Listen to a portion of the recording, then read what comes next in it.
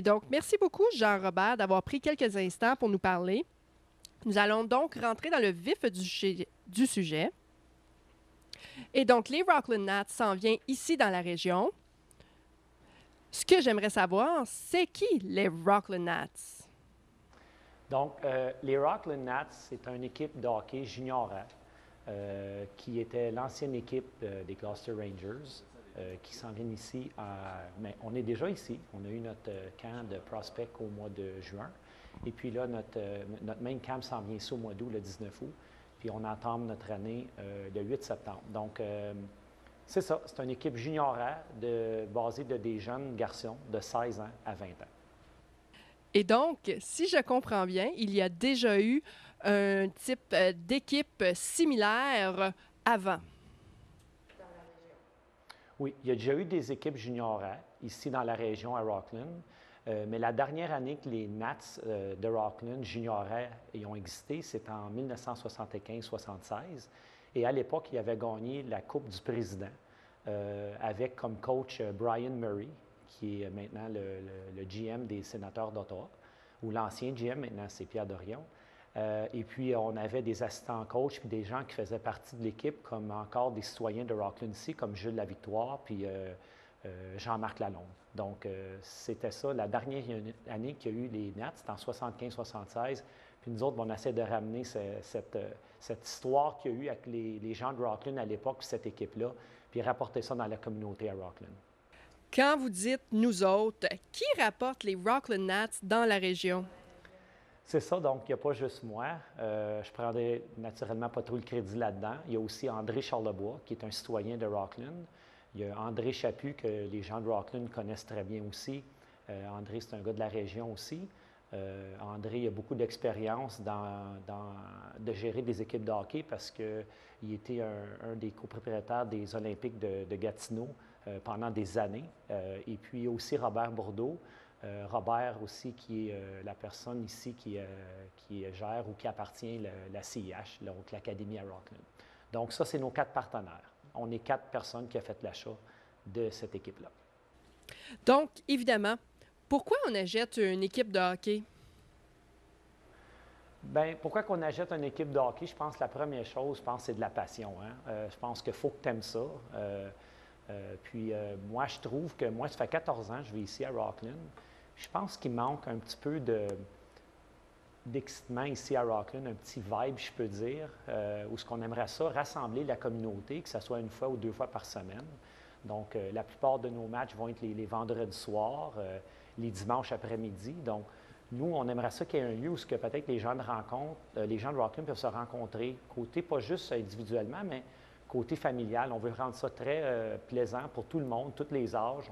On veut faire des choses différentes ici durant nos joutes, faire tirer des prix, des choses comme ça. Donc, moi, je trouve que j'espère que ça va apporter beaucoup de vibrations aussi à Rockland parce que je trouve qu'il manque ça.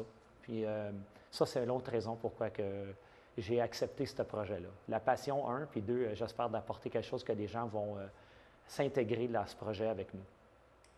Quand est-ce que vous avez commencé à mettre en place tout le processus?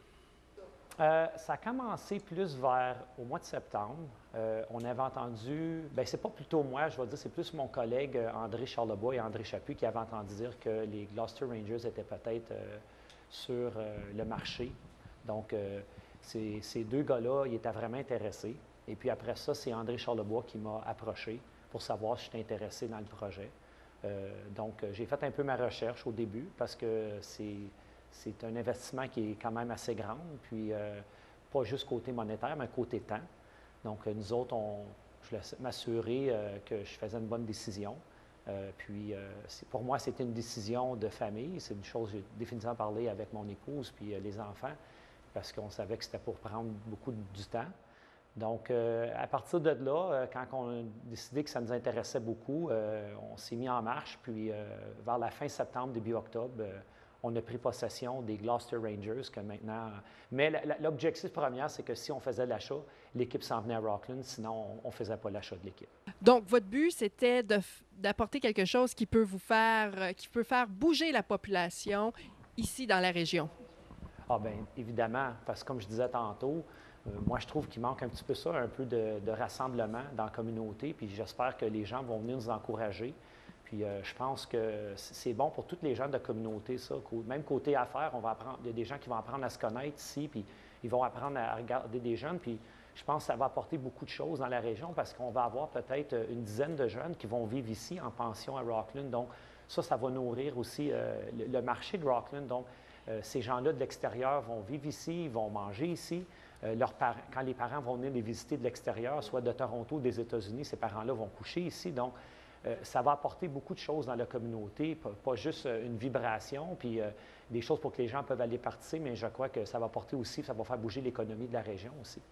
Quand vous me dites que des jeunes vont rester ici, est-ce que vous avez déjà choisi les jeunes qui vont faire partie de l'équipe? Oui. Moi, je laisse ça, par contre, à mon entraîneur-chef, à Daniel Sauvé, les décisions de l'équipe des joueurs. Donc, mais présentement, oui, on a déjà des joueurs qui sont signés sur l'équipe. Par contre, comme je dis, notre camp s'en vient ici le 19 août. Si les gens veulent venir voir ça, ça serait apprécié. Puis le fun aussi pour voir ça va être quoi notre équipe. Puis à ce moment-là, il va y avoir d'autres joueurs qui vont être signés pour finaliser l'équipe à ce moment-là. Fait que c'est ça. Quand vous parlez d'un camp, est-ce que c'est un camp d'entraînement? Le mot, c'est le main camp. Je ne sais pas comment le mot le dire en français, mais ça veut dire que c'est les décisions finales vont faire pour savoir qui fait l'équipe ou qui ne fait pas l'équipe. Donc, c'est un camp qui commence le 19 août, puis je pense qu'il finit le 26. Donc, ça va durer presque une semaine.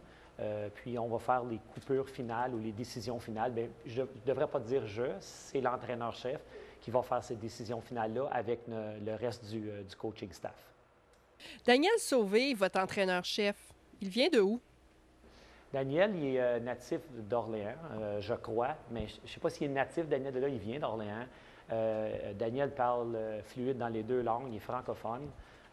Donc, c'est un professeur de l'école, il enseigne à Louis Riel. Et puis, Daniel, l'an prochain, il va continuer à être enseignant, mais seulement, je crois, à 50 parce qu'il y a beaucoup de travail à faire pour lui ici. La demande est très grande. Donc, Daniel veut s'assurer, puis c'est un passionné comme nous.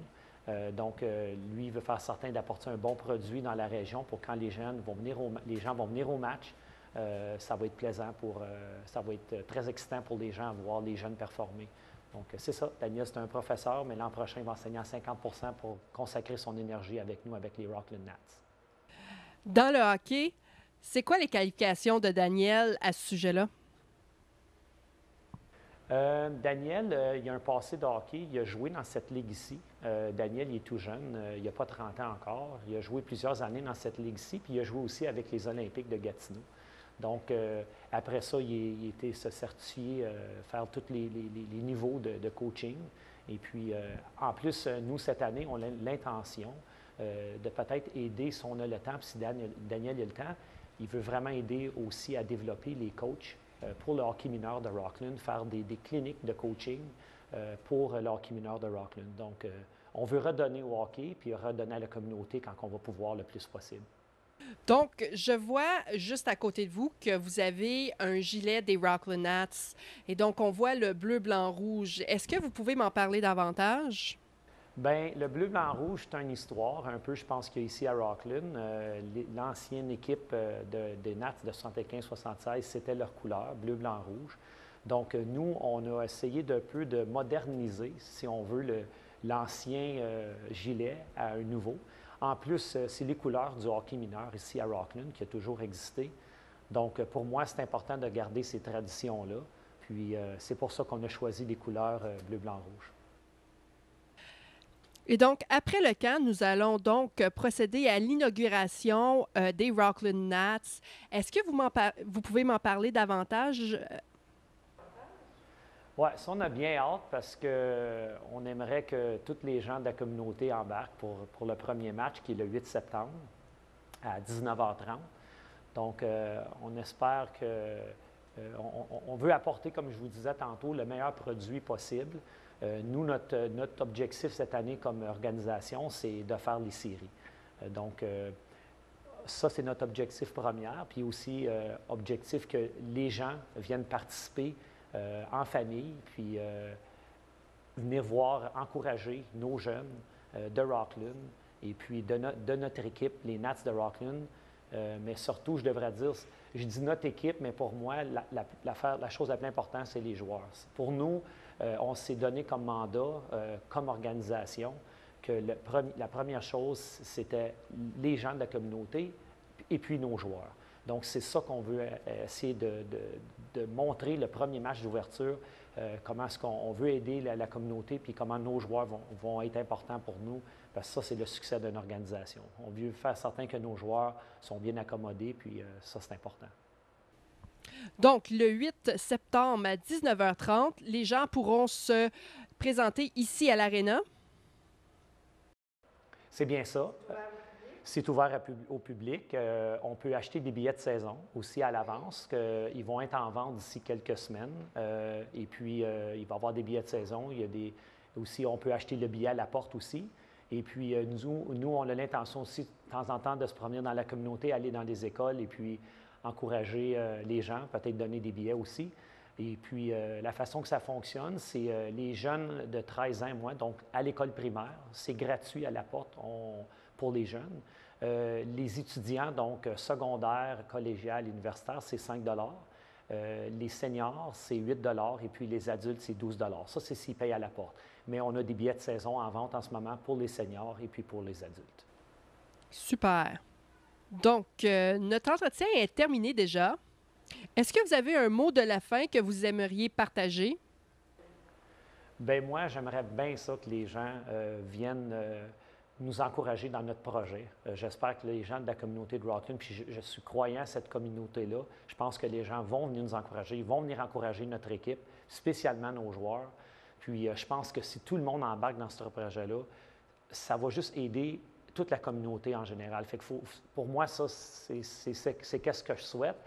C'est certain qu'on souhaite tout le temps à notre équipe, surtout les joueurs qui aillent le plus loin possible dans les séries. Mais comme cette année, nous, c'est de faire, notre premier objectif, c'est de faire les séries. Mais ça, c'est mon plus gros objectif, c'est ça. J'ai un défi, puis pour moi, c'est le plus gros défi, c'est de faire embarquer notre communauté dans ce projet-là. C'est un beau défi. Ah, merci. Merci beaucoup, Jean-Robert. Merci, plaisir.